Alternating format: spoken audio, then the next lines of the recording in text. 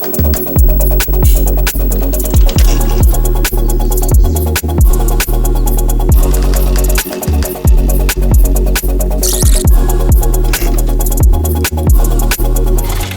what's up guys? I'm gonna be showing you a quick tutorial on how to get a realistic TV effect by using our Authentic Pixels pack.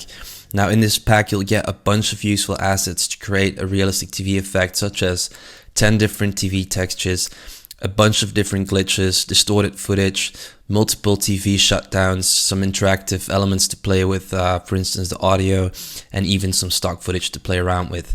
Now on top of that, we've also recorded a bunch of original sound effects because we believe that half of a realistic approach to film is audio. So we thought it'd be important to give you all the tools to do so. So everything from a wide array of different buttons, cassette tapes being loaded, and all the typical stuff like high-pitched static from old TVs and such it's all in there. So let's just start. I've got 2 shots prepared on which I'll be trying out some different textures to see what the best result is. I've got the Authentic Pixels pack right here, and there's actually 2 methods to achieve that realistic TV effect.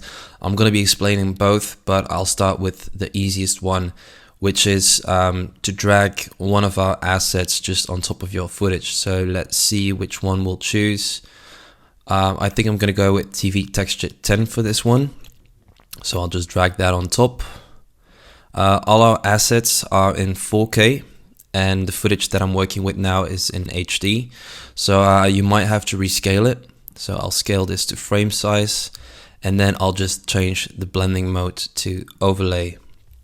Now as you can see, I'll move this over a little bit. This is already giving a pretty cool effect right here.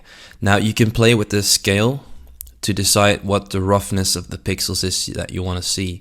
So let's say we'll put this at 130 right now. So this is already looking pretty good. But what I also like to do is I like to combine different textures on top of each other, and that really adds onto that aliasing effect that normally you wouldn't want, but in this case we're really striving for this. So let's just drag another texture on top. I'll scale it to frame size as well, and I'll also put the blending mode on overlay. So as you can see, with the 2 combined, I'll enable them and disable them real quick.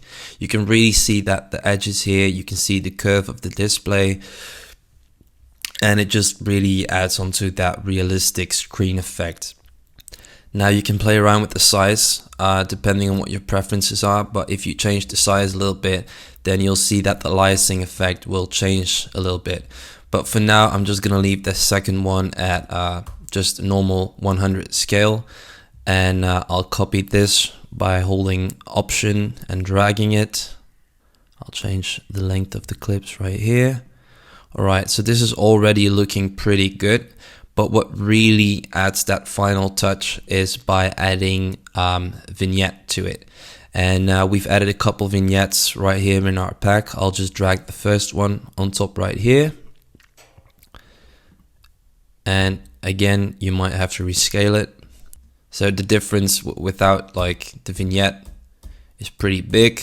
So this is what we started out with. And if I add all the layers, this is the result. And then the second method gives a little bit of a different result. Instead of dragging our texture on top of our footage, we have to drag it underneath. So let's just say, yeah, let's take this one. This is quite a special one. It has some glitches in there as well. So I'll put an in point and I'll take this part. All right. So instead of dragging it on top, I'll drag it underneath. Again, you're going to have to rescale this. Or don't, that's up to you actually, your preference, but I prefer it rescaled. And then we'll add the texturize effect. This is a built-in plugin that comes with Premiere, so just drag it on our footage. So that's really important. We don't drag it on our texture, but we drag it on our footage. Now in the effect controls, we'll change the texture layer to the layer that our texture is on.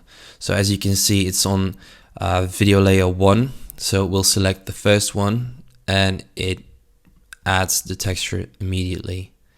Now it has a couple of settings that you can play around with. You can increase the contrast to really make it pop, and you can change the light direction. It's a bit of playing around and seeing what works best in combination with your footage. I'm just gonna leave this for now, and then again, if you really want to add some finishing touches, you can add some vignette again. I'll add the second one this time, drag this on top, rescale it, and there you have it. That's our result. So either way, that was it for this tutorial. I hope you guys enjoyed it, and of course it's all up to you to try and experiment with this yourself. Also make sure to check out our other products. You can find the link down below, and thank you for watching.